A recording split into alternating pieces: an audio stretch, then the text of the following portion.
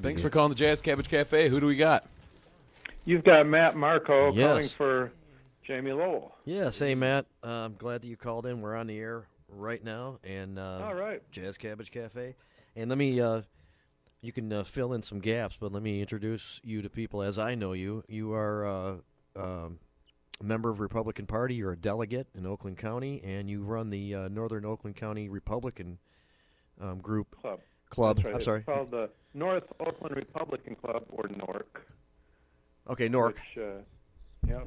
Might be a little bit too close to NARC for some of us, but I was thinking the same thing. Yeah, no wonder why people get nervous when I say that. But you've invited me to come out and talk about legalization before, and that night shared a forum with Senator Kowal, who did a presentation on online gaming, and at the end of that night, you took a straw poll, and it turned out there was much less support for the gaming than there was for the cannabis legalization. Yeah, surprised that online gaming didn't get more support than that. But yeah, there was definitely some positive feeling towards the referendum that you were presenting, and you did an excellent job, by the way, presenting that. Very well done. Well, thank you. And the people that came out, your supporters and all that they were very nice group of people, and we really enjoyed having them out for that. You know, a lot of the things that Senator Cole was saying about the online gaming are similar arguments that we use for people to accept cannabis, reform. Yeah. And exactly, it's a similar. That's why I grouped those together, because they're, I look at them all as what are now victimless crimes. Right. And, it's a personal liberties type of argument, and a lot of us, a lot of Republicans are Republicans because they believe in less government interference in your life and individualism, and that's all related to that sort of thing. Right. And your group has hosted some heavyweights. First of all, in Northern Oakland County, there are a lot of pretty heavy participants in the Republican Party and in lawmaking in Lansing, and we're very fortunate because we do have a lot of good friends and members who have become elected officials and stuff. And NORC, really our purpose is to educate and inform and get people involved into the government because we attract a lot of government officials, and it's a good casual way to rub elbows with them and hear what they're thinking and try to influence them a little bit if you can sometimes. Right. And as I said at that meeting you were at, these things are all the meetings are open to the public. They're free. We encourage everyone to show up. We don't care what your political orientation is, because really it's our responsibility as citizens to be educated, informed, and be involved, and give directions to our representatives and stuff as to what we want them to do for us. Yeah, and you've had Lieutenant Governor and gubernatorial candidate Calley. Yeah, Brian Calley was out last time. We've had the Secretary of State Ruth Johnson out, who will probably be running for a state Senate seat because, every one of our state officials are term limited. So there's a lot of turning over, and this is going to be a big election year. Yeah, you have Senator just entered into. Right, you have Senator Colbeck coming up, who's also a gubernatorial candidate, just right. Endorsed by Ted Cruz, and I'm sure he has his little segment of people who like his style. And then the front runner for the Republicans, Bill Schuette, will be showing up at one of your meetings too. Bill Schuette will be there in February, and he is the front runner, and he was endorsed by President Trump. And so there's a lot of. It's a good year to be involved in that sort of thing, and we're going to continue to also try to, in addition to helping people meet and know the candidates, we're going to also continue to try to make sure people are informed on the referendums. And as an example, in the February meeting, there's a referendum about changing the way we draw our political districts, which people have referred to as gerrymandering and the redistricting. that's going to be on the ballot. Those people turned in about 450,000 signatures, and so I've got the people that actually got that done. They're coming, and I've also got an opponent to that who's her name is Mary Tedder Lang. She's going to be running for Secretary of State. She opposes that redistricting referendum, and so she'll be our guest, and we'll have a nice debate about that in the February 21st meeting at the Pontiac Country Club, 7 o'clock at night. That should be interesting. And then, of course, once the referendum that you are pushing, once that gets official, I'd love to host a debate for you to come back, and then we'll find somebody who's on the opposing side, and I think we'd have a lot of fun having you come out for a debate on that. Well, that would be great.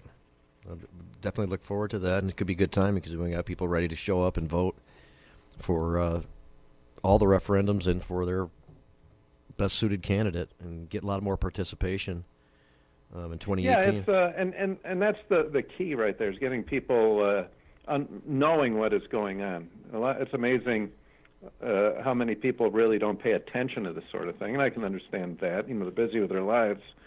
But and then again, you don't want to be like a fish in an aquarium just wondering why the water level is going down or the temperature is changing.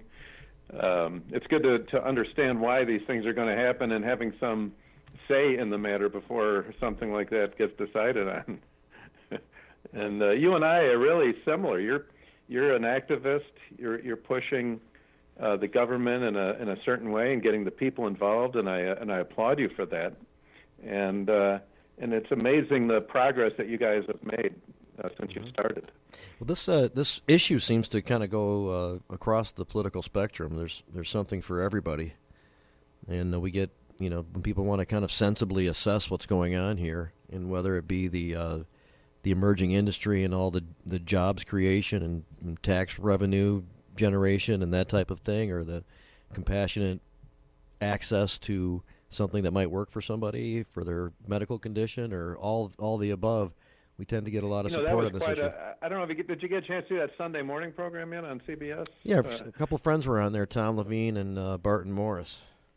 Good guys. That was very well done and informative. I was impressed. They said that, you may have already talked about this, but the legal marijuana industry is a $10 billion industry now in this country. At least. Right.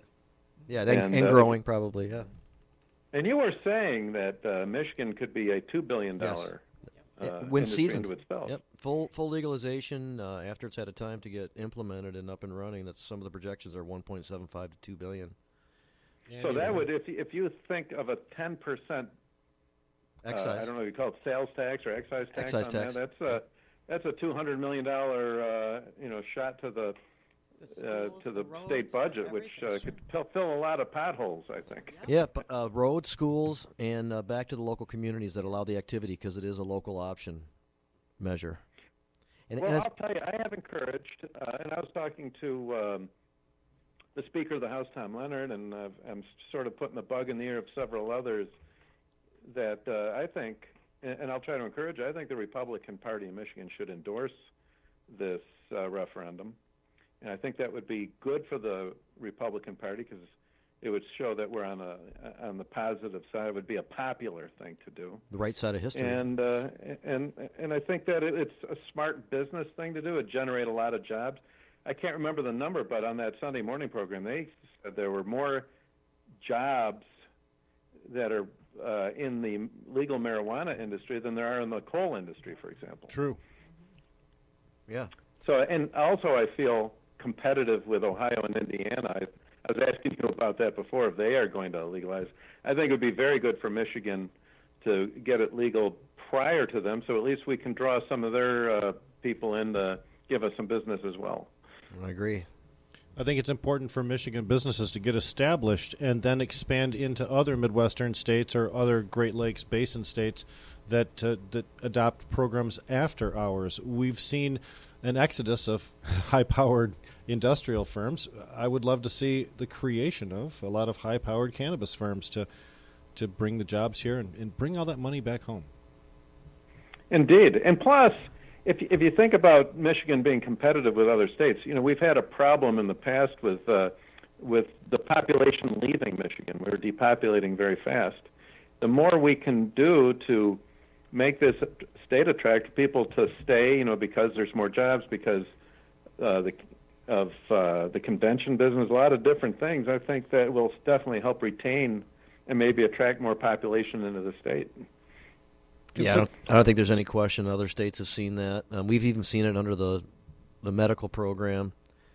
I'm not sure about in massive numbers that show up necessarily in statistics, but a lot of people have come here for that reason. And when this becomes bigger and the industry grows and full legalization kicks in, there'll be more and more need for these people to come here, and that definitely will happen. Consider Nevada, Las Vegas has a medical and recreational program as well as a casino gambling. Detroit will be the only location that meets that description, really, east of the Mississippi. So we have an opportunity to garner tourism here, unprecedented. Indeed.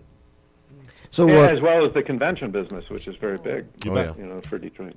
So we're kind of talking about today in general about Jeff Sessions and his most recent move to rescind the existing federal policy on cannabis and allowing states that have a program or some kind of law in place to, as long as they meet certain criteria, which are reasonable, limit access to kids, cartels don't benefit from it, that type of thing. The pot doesn't go across state lines. And now the U.S. Attorney General has kind of taken that emphasis off and given more license to the federal prosecutors to go after these things, even if it is state permitted. Just want to know what your opinion is on that. I think actually, in a strange way, this could actually help the legalization effort on the federal level, because of the hands-off way, just sort of let things sit sort of stagnant. And I think you need to have some action. And it's very interesting, the ire that drew from some representatives, some congressmen, including some Republicans, that were very upset about this. Well, you sort of have to get people upset and show them there's a need for change, because otherwise it's sort of like the Detroit Lions in mediocrity. You don't see much change, but once they got to be a bad team, you get some first-round draft picks, and hopefully they get better. Same thing here. If you can force the issue, and maybe we can get the federal government to change at least the classification of marijuana from Class 1 to something that's a little more realistic. Or just totally make it a states' rights thing and leave it to the states. This whole thing, so I think it's definitely a states' rights issue here.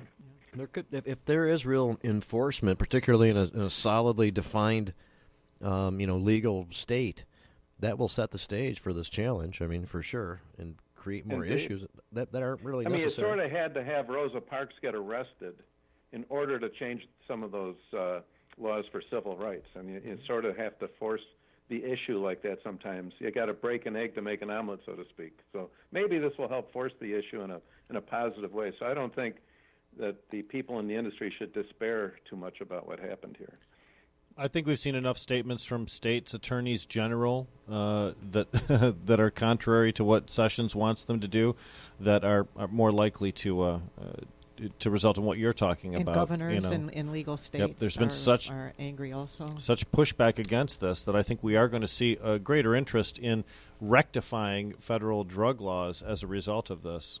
I mentioned that in an interview in the Detroit News the other day. Plus, just bringing it to the forefront where people are talking about it. It's in the news. Everybody's talking about this. Sure. Yep. And it's a campaign issue that I know a lot of people would rather not have in 2018. In fact, I'm reading an article right now from Metro Times from noon of today, which says, remarkably, Mr. Schuette has been silent on the issue of the Sessions statement. No news out of the Michigan Attorney General current office, although almost all of the candidates have been speaking about it. What do you make of that?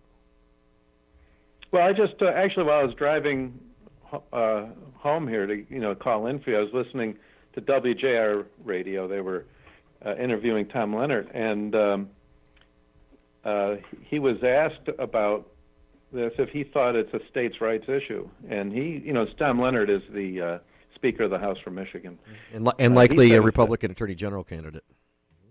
And you're right, and he's also Attorney General, and he specifically said he thought it was a states' rights issue on the federal side, and he thought it's important for each state to be able to put in whatever regulations they needed, and for specific to the needs of that state. So yeah, I think there's a lot of people, especially on the Republican side, that are big into states' rights